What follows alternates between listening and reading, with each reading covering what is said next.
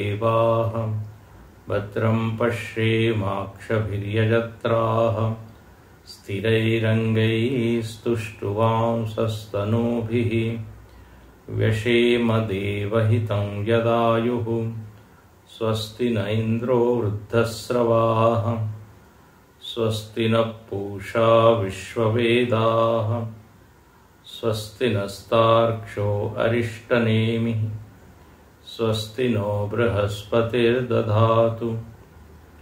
ओम शांति शांति शांतिः। तदेतत्सत्यं यथा सुदीप्तात् पावकात् विस्फुलिंगाः सहस्रशः प्रभवन्ते सरूपाः तथाक्षराद् विविधा सौम्यभावाः प्रजायन्ते तत्र चैवापि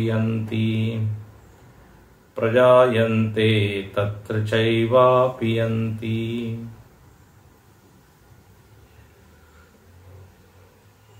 अपर विद्यायाः सर्वं कार्यम् उक्तम् स च संसारः यत्सारः यस्माद् मूलाद् अक्षरात् संभवति यस्मिश्च प्रलीयते तदक्षरं पुरुषाख्यं सत्यम।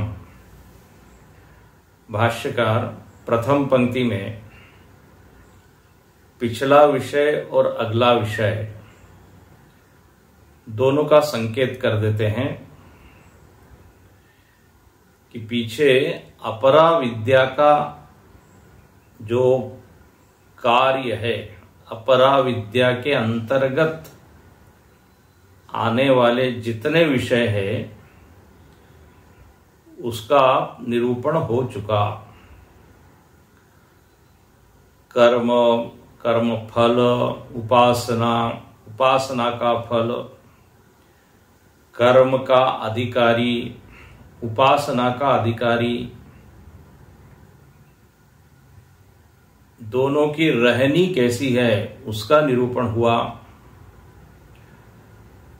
बस बोले वो संसार का ही निरूपण है, आप ऐसा समझिए। सच संसार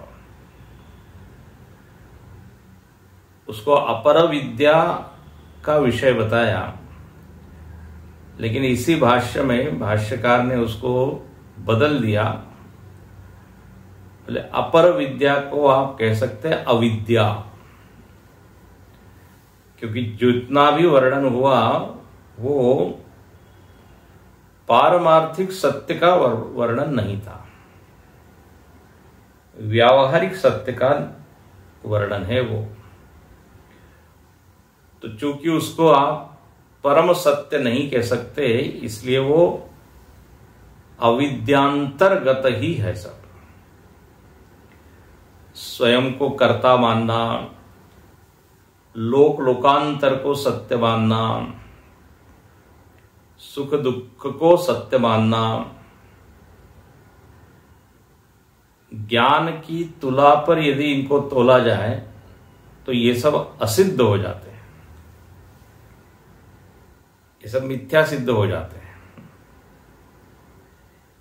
इसलिए इसको अविद्या का कार्य ये भी कहा जा सकता है। भाष्यकार ने ये संकेत किया है बीच की लाइन में, यदि आपको स्मरण हो तो। अच्छा, बोले अब आप क्या बताने जा रहे हैं? तो बोले श्रुति उसी अक्षर तत्व का गान कर रही है जो कि वास्तव में सत्य है। तद एतत् सत्यम। पीछे जो सत्य आया था बोले वो आपेक्षिक सत्य था, वो आपकी कमजोरी को स्वीकार करते हुए सत्य बोल दिया गया था। क्योंकि आप अपने आप को कर्ता मानते हो और उसमें लगता है आपको कि आप सच्चे हैं, तो उसको देखते हुए श्रुति ने सत्य कहा। लेकिन जो परम सत्य है वो तो अक्षर है। और यह अक्षर तत्व ही वास्तव में सार है। हाँ, संसार सार। सार का मतलब होता है कि जो हमेशा रहे। घट बना तब भी मिट्टी है, घट टूटा तब भी मिट्टी है, तो घट का सार मिट्टी ही है, मृत्तिका ही है।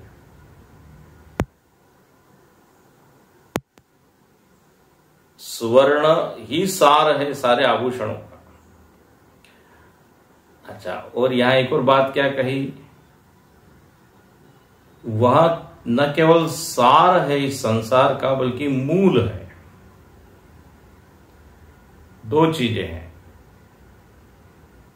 एक तो संसार का सत्य क्या है, सत्यता क्या है। ऐसा नहीं है कि संसार का सत्य कुछ और है और संसार आया कहीं और से है। हाँ, अब जैसे घट का मूल भी मिट्टी है और घट का सार भी मिट्टी है। क्या लिखते हैं, यत् सारः यस्मात् मूलात् अक्षरात्। उस मूल का नाम क्या दिया है, तो बोले अक्षर। पीछे उसी को पुरुष कहा, उसी को सत्य कहा। तो बोले उसी अक्षर तत्व का विस्तार से वर्णन करना है। हालांकि पिछले खंड में उसके लक्षण बता दिए थे, यत्तद्दृश्यमग्राह्यम् इत्यादि, और ये भी संकेत कर दिया था कि इसी से पूरा जगत आया, ये भी बता दिया था। गीता जी में भी भगवान बोलते हैं, प्रभव प्रलय स्थानम निधानम बीजमव्ययम। भगवान ने अपने बारे में लगभग 12 लक्षण बताए, 12 नाम बताए स्वयं के। गतिर्भर्ता प्रभु साक्षी निवास शरणम सुहृत प्रभव प्रलय स्थानम निधानम बीजम अव्ययम। बोले मेरे से ये जगत आया, मुझ में ही लीन होगा, मैं ही जगत का बीज हूं। देखो वहां भी आया मूल, बीजम। स्थानम, स्थानम मतलब पूरा जगत मुझ में ही स्थित है, अधिष्ठान। स्थिति किसमें है, सृष्टि स्थिति लय तीनों का कारण एक ही है। हम लोग एक भजन गाते हैं, सृष्टि स्थिति लय कारण कारण मृत्युंजय गणनायक नायक। भगवान शंकर का वर्णन है। तो यहां पर कहते हैं वह अक्षर तत्व ही मूल है और सार है। अब इसी अक्षर से पूरा जगत आया, इसको दिखाने के लिए यहां श्रुति ने एक उदाहरण दिया। सारे जीव यहीं से प्रकट हुए। तो यहां श्रुति माता उस शिष्य को कहती है, हे सौम्य। दूसरी पंक्ति में देखिए, सौम्य संबोधित कर रही है, या गुरु जो है अपने शिष्य को संबोधित कर रहे हैं। बोले हे सौम्य, सारे जीव उसी अक्षर से प्रकट हुए। अब ये सौम्य शब्द का भाव बड़ा अच्छा है। सोम शब्द का अर्थ होता है चंद्रमा। तो जो चंद्रमा की तरह शीतल है। देखो शिष्य क्या, शिष्य की स्तुति हो गई एक शब्द से, हे सौम्य। ये सौम्य शब्द अन्य उपनिषदों में भी आता है। सदैव सौम्य इदमग्र आसीत्। हे सौम्य, पहले अक्षर तत्व था। तो जिसके चेहरे पर क्या है, प्रशांति है। पीछे देखा था हमने, तस्मै स विद्वान। वो विद्वान उस शिष्य को अक्षर का ज्ञान कराता है। और वो शिष्य कैसा है? प्रशांत चित्ताय शमान्विताय। तो बस उसी के लिए एक शब्द दे दिया, हे सौम्य। चंद्रमा के समान तुम्हारा चेहरा आह्लाददायक है। मतलब गुरु को सुनाने में मजा आ रहा है उसका चेहरा देखकर। श्रोता ही प्रेरित करता है वक्ता को। चेहरे पे यदि उत्साह नहीं है, जिज्ञासा नहीं है, एकाग्रता नहीं है, वक्ता को ऐसा लग नहीं रहा है कि वास्तव में सुनना चाहता है, उसको बलात् किसी ने आके बैठा दिया है, तो गुरु महाराज कितना बताएंगे। तो यहां तो श्रुति प्रसन्न है, कहते हे सौम्य यथा सुदीप्तात् पावकात् विस्फुलिंगा। अब यहां पे कलम ने छोड़ा था कि एक प्रश्न ये कर दिया कि महाराज जो ये जगत का मूल है वो तो परोक्ष है, वो तो काल में बहुत पहले है, तो उस परोक्ष का प्रत्यक्ष के समान हमको बोध कैसे होगा, हमको ज्ञान कैसे होगा? एक होता है परोक्ष और एक होता है प्रत्यक्ष। परोक्ष मतलब बहुत दूर है, तत्काल तद्देश। प्रत्यक्ष मतलब एतत् काल एतत् देश, जो यहां है अभी है। तो अत्यंत परोक्षत्वात् कथम नाम प्रत्यक्षवत् सत्यमक्षरम प्रतिपद्येरन इति दृष्टान्तमाह।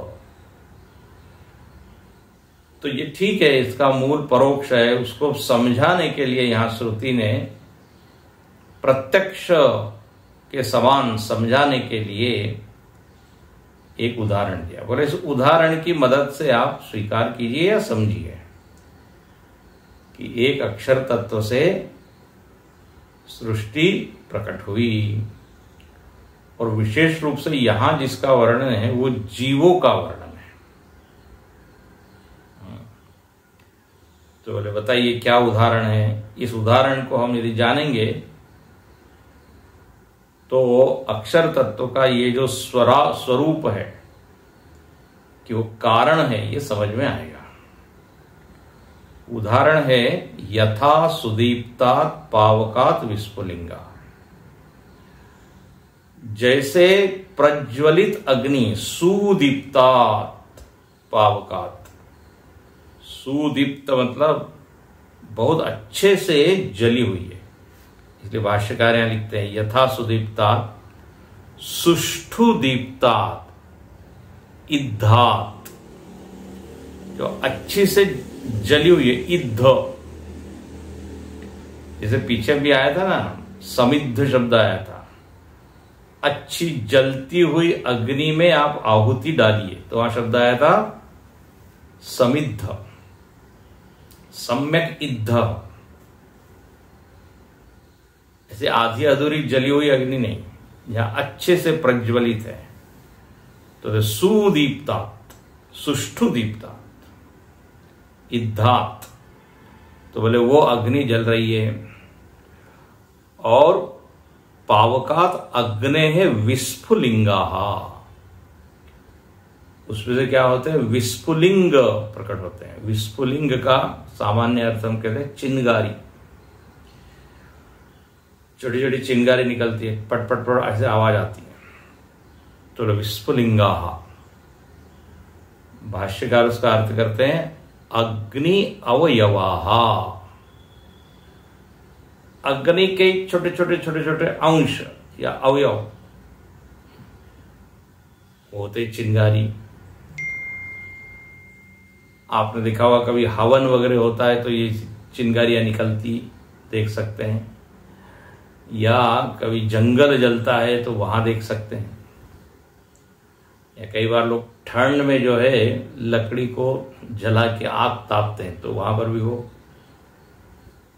चिंगारियां निकलती हुई अनुभव में आती है। तो अग्न अवयवा, और श्रुति कहती है 2-4 चिंगारी नहीं, सहस्रश प्रभवन्ते स्वरूपा, हजारों हजारों, इसलिए यहां पे सहस्रश का अर्थ भाष्यकार करते हैं अनेकश। सहस्र मतलब गिनिए मत कि अच्छा 1000 अग्नि है, 1000 चिंगारी है।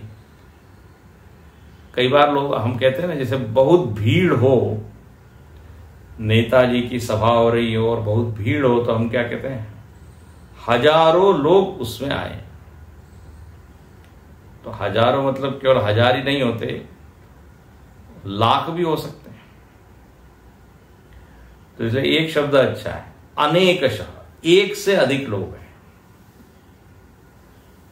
हाँ, अनेकशः।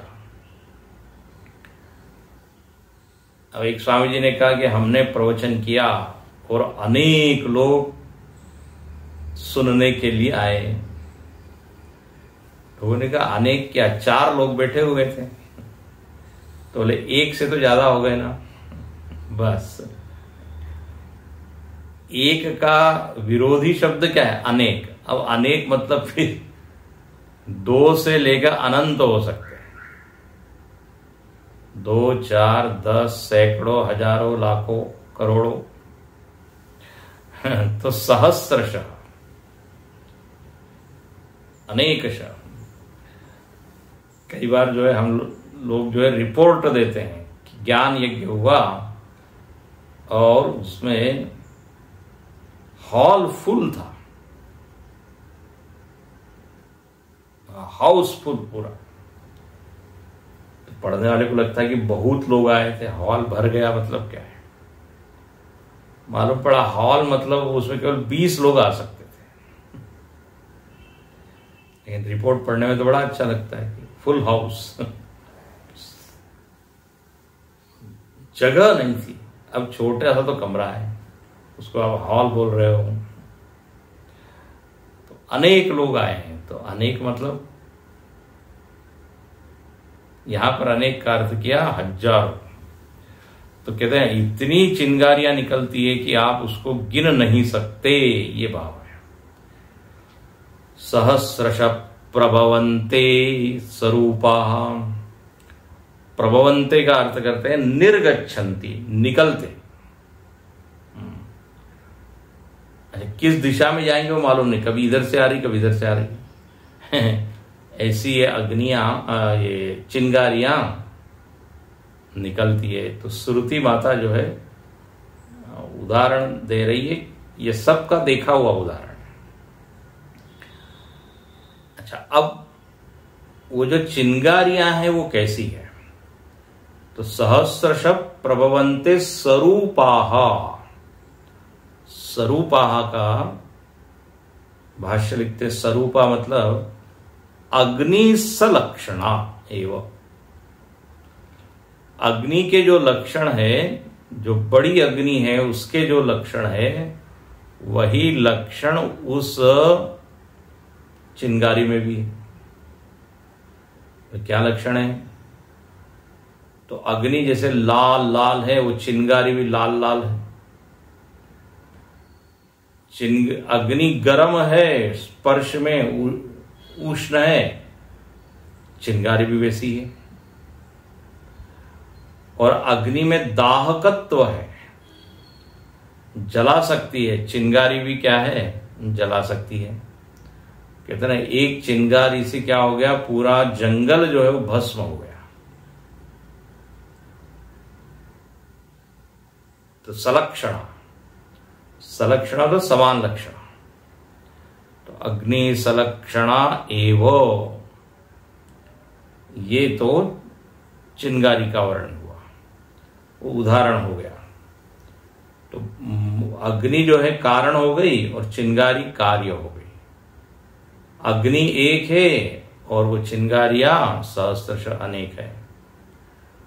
दोनों में समानता ये है कि दोनों दाहक है, उष्ण है, लाल है। तो ये तो उदाहरण हुआ, दृष्टांत हुआ। अब चलिए सिद्धांत की ओर। क्या बताना चाहती है श्रुति इस उदाहरण से? तो अगली पंक्ति, तथा अक्षरात् विविधा सौम्य भावा। बोले तथा वैसे ही अक्षर तत्व से विविध भावा प्रजायन्ते। भाष्यकार यहां लिखते हैं तथा मतलब उक्त लक्षणात् अक्षरात्, तथा मतलब वैसे ही अक्षर से। अब अक्षर से मतलब अक्षर मतलब क्या? तो उक्त लक्षण।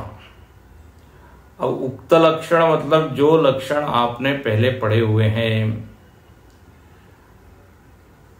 यत्तद्दृश्यमग्राह्यम इत्यादि, जो जगत का बीज है, उसी अक्षर तत्व से क्या हुआ?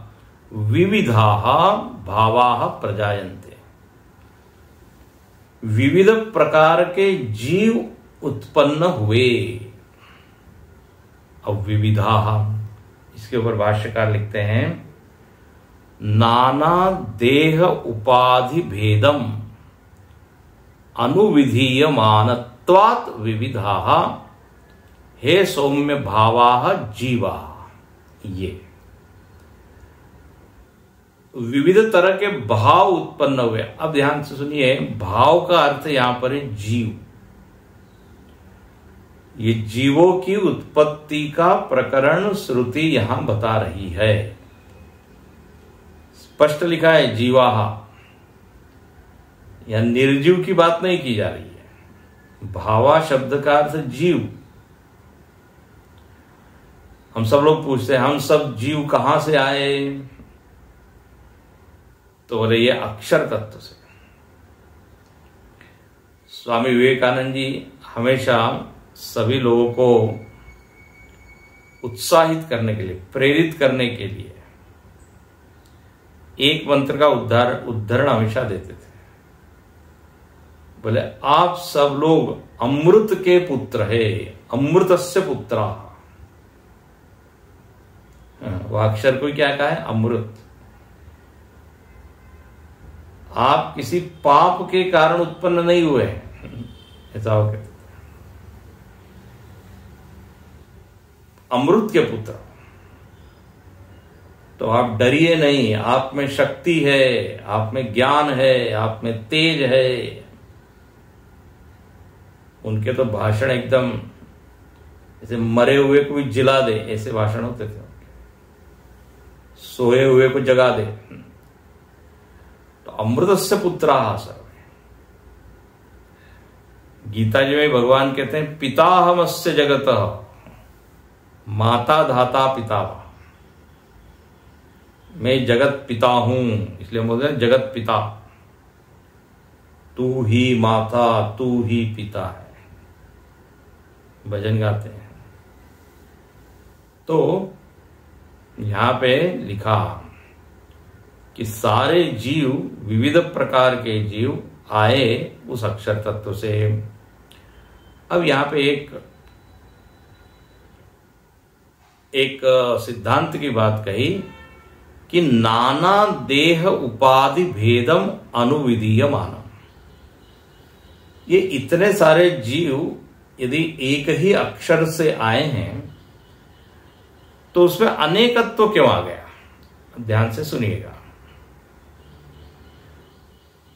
अनेकत्व का क्या हेतु है, क्या कारण है?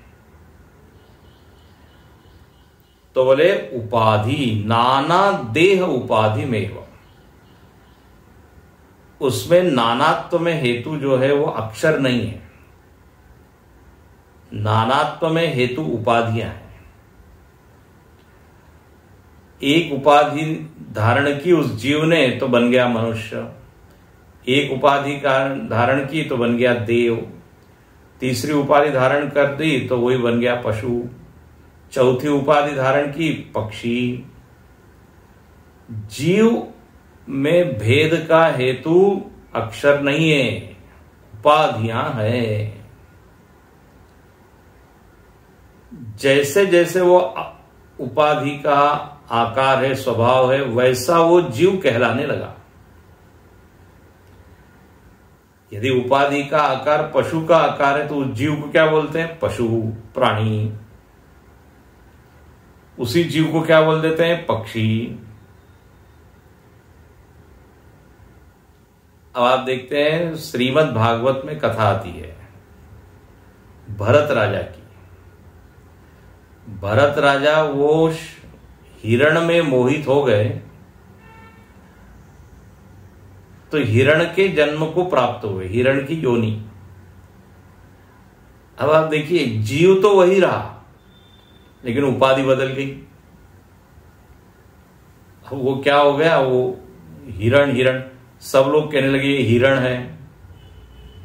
वास्तव में वो कौन थे? वो तो भरत राजा थे। लेकिन हम तो उपाधि को देखकर ही उस जीव को नाम दे देते हैं। पशु, पक्षी, वनस्पति, पेड़, देव, गंधर्व, यक्ष।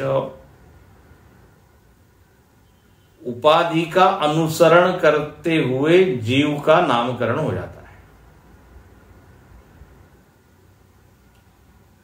तो इस तरह अनंत जीव प्रकट हुए क्योंकि अनंत उपाधियां हैं। तो नाना देह उपाधि विधीयमान, उपाधि को फॉलो किया आपने, उपहित को नहीं देखा, उपाधि पर आपकी दृष्टि है। हम लोग किसको देखते हैं? उपाधि को देखते हैं। तो कहते हैं इस तरह उपाधि भेद के कारण विविधता आ गई। अच्छा, जीवों में भेद आया, अनेकता आई, विविधता आई। ये सब किसके कारण हुआ?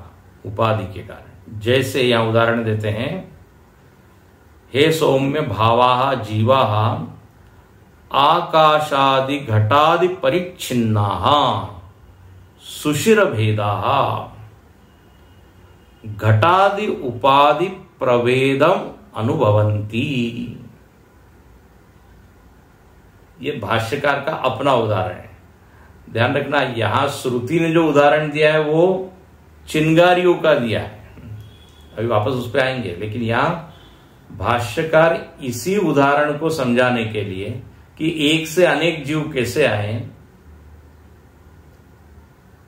श्रुति के उदाहरण को समझाने के लिए अपना उदाहरण देते हैं। बोले जैसे आकाश, एक आकाश है और उस आकाश में कोई विशेषता नहीं है, वो निर्विशेष है। निर्विशेष है। अब उस आकाश को घेर लिया गया किसके द्वारा? अब जैसे यहां तो उदाहरण दिया घट आदि। अब ये वेदांत का प्रसिद्ध उदाहरण, घटाकाश, मठाकाश, महाकाश। तो महाकाश है जिसमें तो कोई उपाधि है नहीं। तो कहते हैं घट है, फिर सुराही है, कुल्हड़ है, फिर ग्लास है, मिट्टी के अलग अलग पात्र है। उसको कहते हैं सुशिर भेदा। सुशिर का मतलब होता है छिद्र, और यहां छिद्र का अर्थ है आकाश। सुशिर से क्या अर्थ लीजिए? आकाश। अब एक ही जो खाली जगह है, आकाश मतलब जो स्पेस है, अवकाश है, उस आकाश के कितने नाम हो जाते हैं बताइए? बोले घट रखा, ये बड़ा घट है, ये छोटा घट है, ये सुराही है, ये मटका है, ये कुल्हड़ है, चाय पीने के लिए कुल्हड़, पानी भरने के लिए मटका, को पूजा वगैरह करना हो तो फिर कलश या घट। तो अब इसमें क्या हुआ?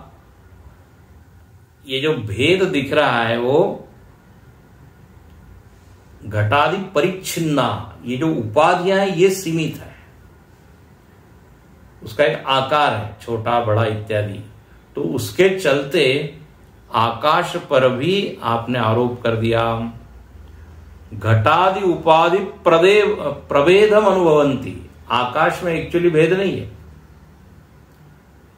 लेकिन भेद करने वाली कौन है? ये उपाधियां। तो इस कारण भेदों में हेतु उपाधि है, ये बताना है। तो अनेक अनेक जीव आ गए। अब देखिए यहां दिखाना क्या चाह रहे हैं भगवान भाष्यकार कि ये जो सारे जीवों में भेद आया हुआ है ये औपाधिक है, स्वरूपतः नहीं है, औपाधिक है। और केवल भेद ही नहीं आया, अनेकता आ गई, विविधता आ गई। अब देव से पशु अलग, पशु से पक्षी अलग, मनुष्य उससे अलग।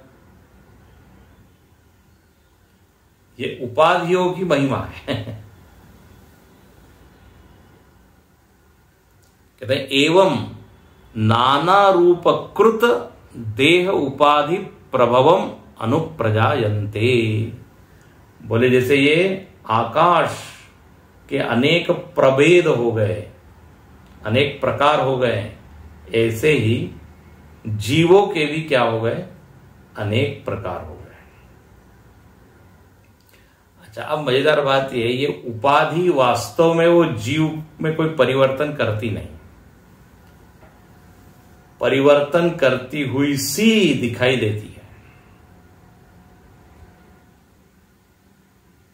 इसलिए उपाधि शब्द का अर्थ ही बताते हैं, जो पास में तो रहती है उपहित के, मतलब जिसको उसको घेरना है उसको तो उपहित, उसके पास में तो रहती है वो उपाधि में उप शब्द है। और क्या करती है, पास में रह के आधीयते, अपने गुणधर्म उसमें डाल देती है। वास्तव में डालती नहीं है, डालती हुई सी दिखाई देती है। तो उपाधि यदि छोटी है तो वह अंदर वाली चीज भी छोटी दिखाई देती है। अब एक छोटा घट है और एक बड़ा घट है। अब कहते हैं इसमें जगह कम है और इसमें जगह ज्यादा है, तो जगह को कम ज्यादा किसने बनाया? आकार ने, उपाधि ने। इसलिए आत्मबोध में शंकराचार्य जी ने उदाहरण दिए, नानोपाधि वशादेव जाति वर्णाश्रमादय। बोले अनेक अनेक उपाधियों के कारण, कौन सी उपाधियां है? जाति, वर्ण, आश्रम। आत्मन्यारोपितास्तोये रस वर्णादि भेदतः। वहां उदाहरण देते हैं, जैसे पानी है, पानी में कोई खुद का रस नहीं है, कोई स्वाद नहीं है, निर्विशेष, कलरलेस है, रंगहीन है। अब उसमें आप जो रंग डालोगे वैसा दिखाई नहीं लगता। अच्छा, और उसमें जो स्वाद आप डालोगे, शक्कर डाल दी तो मीठा हो गया, उसी में नींबू डाल दिया, निचोड़ दिया, शरबत हो गया। जो आप उस पानी में डालोगे वैसा वैसा वो हो जाएगा, उपाधि। तो ये रसवर्णादि भेदत, तो ये मतलब जल। तो ऐसे ही ये जीव की उपाधियां अलग अलग हो गई है, इसलिए यहां ये भेद दिख रहा है। कारण भले ही एक है लेकिन कार्य अलग अलग है। तो नाना रूप कृत देह उपाधि। अब आप देखते हैं देह भी तीन प्रकार के हैं ना, स्थूल शरीर, सूक्ष्म शरीर, कारण शरीर। ये शरीरों के भी प्रकार है अलग अलग, सबका स्थूल शरीर अलग, सबका सूक्ष्म शरीर अलग अलग, सबके पंचकोश अलग अलग। तो उस कारण से क्या हो गया, भेद की उत्पत्ति हो गई, भेदोत्पत्ति। तो जब सृष्टि हुई तो ये भेदों के साथ जीव जो है अनेक हुए। तो तथाक्षराद विविधा सौम्य भावा प्रजायन्ते तत्र चैवापियन्ति। अच्छा, वही प्रलय काल हुआ। तो प्रलय काल में क्या हुआ, तत्र च एव तस्मिन्नेव अक्षरे अपि यन्ति। उसी अक्षर तत्व में सारे जीव क्या हो गए, विलीन हो गए। तस्मिन्नेव अक्षरे अपि यन्ति देह उपाधि विलयम अनुलीयन्ते।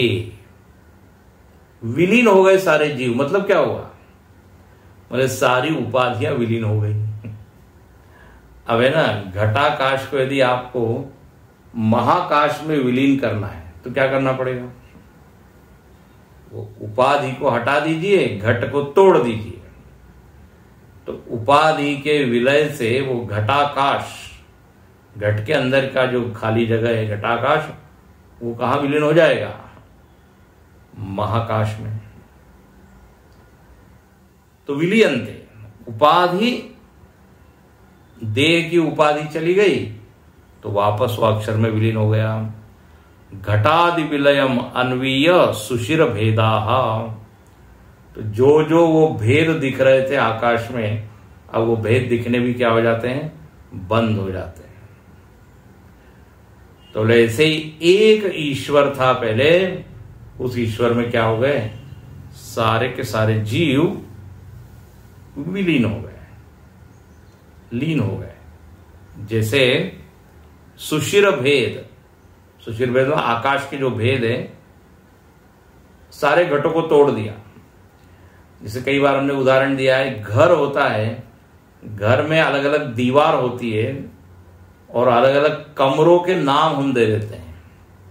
ये पूजा घर है, ये ड्राइंग रूम है, ये वरांडा है, ये किचन है।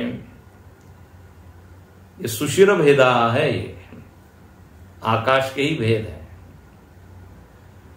सारी दीवार निकाल दी जाए तो बस एक खाली जगह। तो इस तरह यहां पर उपाधि की कितनी बड़ी भूमिका है ये यहां बताया। ये नानात्व, भेद इत्यादि सब उपाधि के चलते हैं।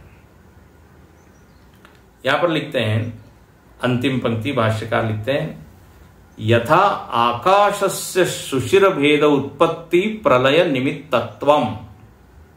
बहुत अच्छा है, बोले जैसे आकाशों में भेद का निमित्त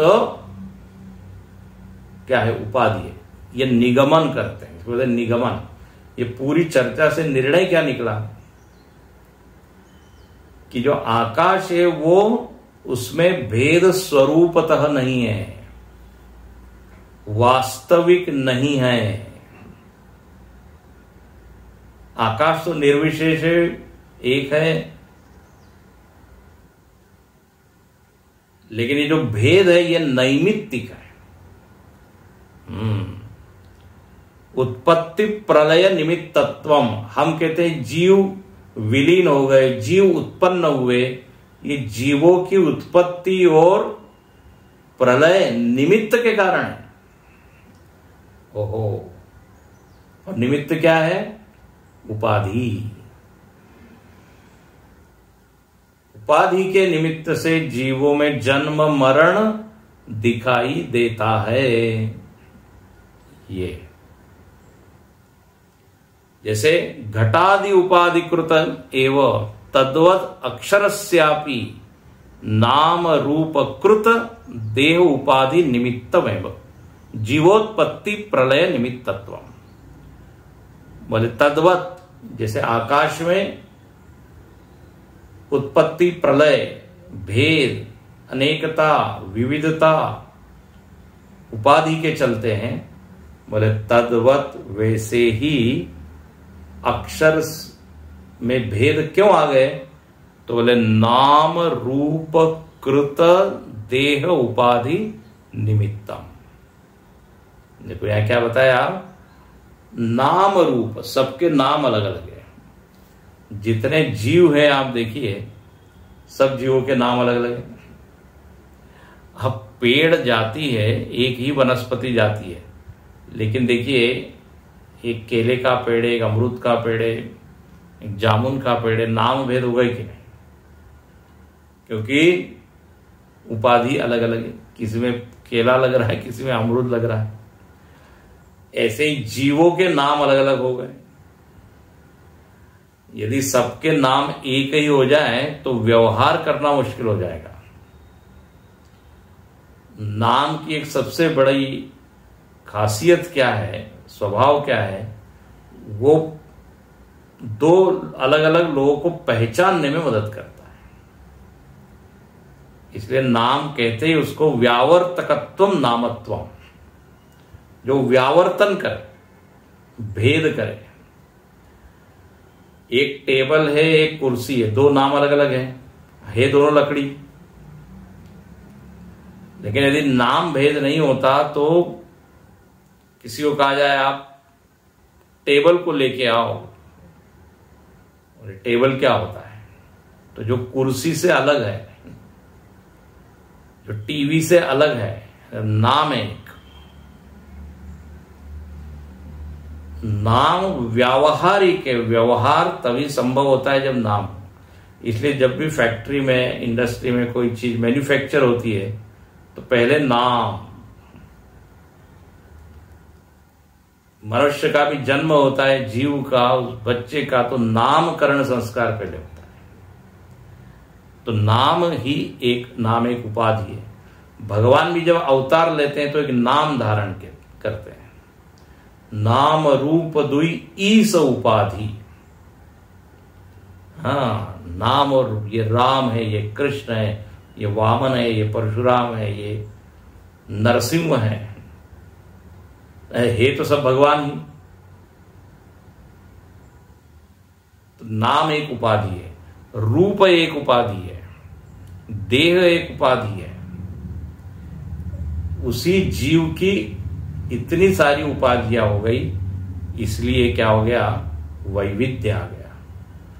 और ये उपाधि के निमित्त से ही उत्पत्ति और प्रलय, मतलब वास्तव में ये यदि उपाधि को हटा दिया जाए तो कोई उत्पत्ति प्रलय नहीं, कोई विविधता नहीं, कोई भेद नहीं, कोई अनेकता नहीं।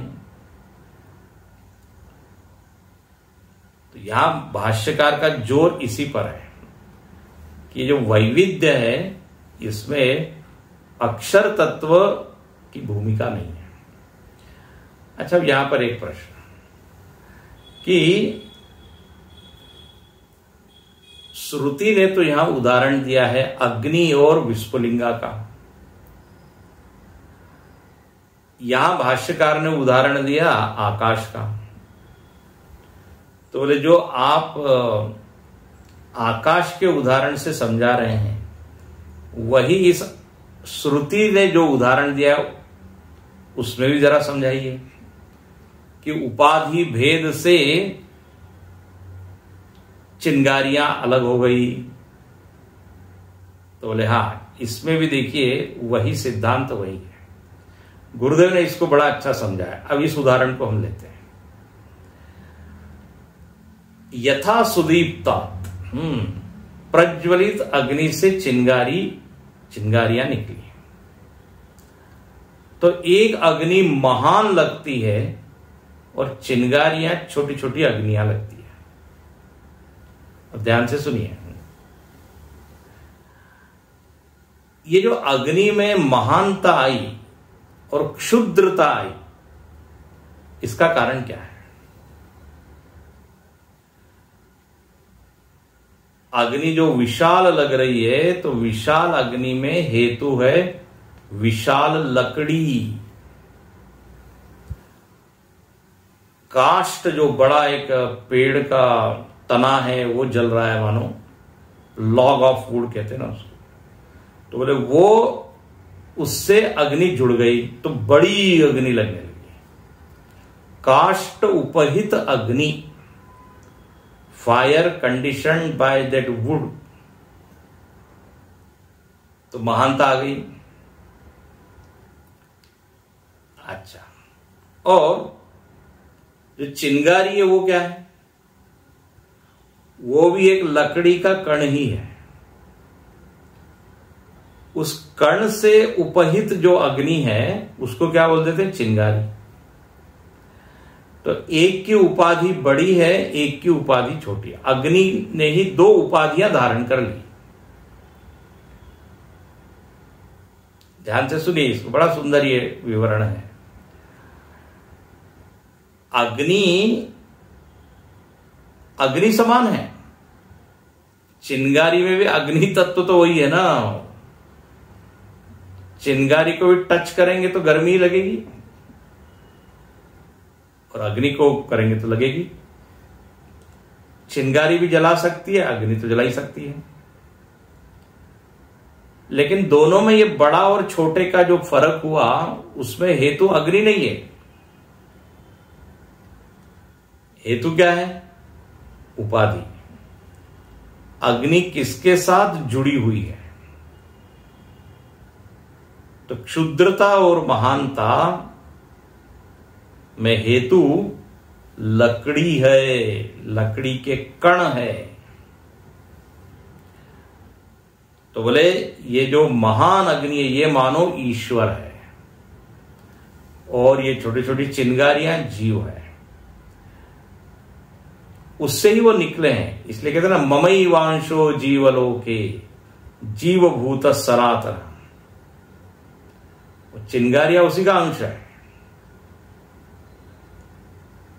ईश्वर अंश जीव अविनाशी चेतन अमल सहज सुख राशि।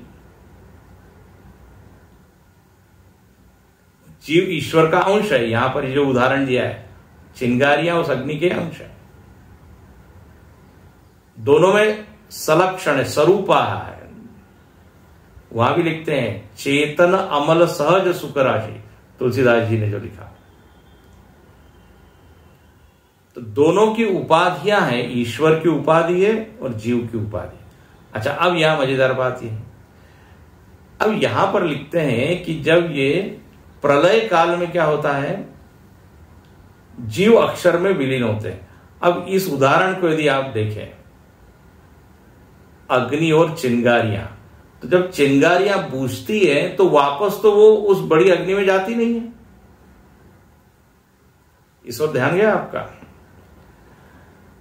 चिंगारियां लीन कहां, वो वहीं हो जाती है, वो तो बुझ जाती है। वो कोई वापस में उस लकड़ी में जाके जहां से निकली है वहां तो जाती नहीं। तो ये कैसे घटेगा? और आप तो कह रहे हैं जीव कहां लीन होता है? उस अक्षर तत्व में। तत्र चैवापयंती, ये जो आखिरी बात है, चिंगारी तो जाके उसमें विलीन नहीं होती। तो बोले इसका क्या अर्थ, कैसे समझें? तो एक बात कहते हम कह के पूर्ण करते हैं, ये जो बड़ी अग्नि है और जो छोटी अग्नि है, वास्तव में क्या है, ये ईश्वर है और जीव है। ये उपाधि के कारण है। आप पढ़ते हैं ना, मायोपाधिक चेतन ईश्वर है और अविद्योपाधिक चेतन जीव है।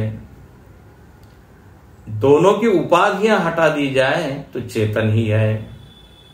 तो ऐसे यहां पर लकड़ी को हटा दिया जाए और वो काष्ठ कण को हटा दिया जाए, तो वो जो अग्नि जो छोटी और बड़ी दिख रही थी, वो निर्विशेष अग्नि में विलीन हो जाएगी। ध्यान से सुनना, ये सविशेष अग्नि है। बड़ी अग्नि छोटी अग्नि सविशेष क्यों है? उपाधि के चलते है। तो अग्नि तो अग्नि है। बहुत बड़ी आग लगी है, छोटी आग लगी है, ये नाम किसने दिए? बोले जो वस्तु जल रही है उसके कारण उसमें छोटापन और बड़ापन आ गया। ऐसे ही ईश्वर और जीव स्वरूपतः चेतन है, ये बताना चाह रहे हैं। चेतन ने, उस अक्षर ने उपाधि धारण की तो ईश्वर बन गया और वही क्या बन गया? जीव बन गया।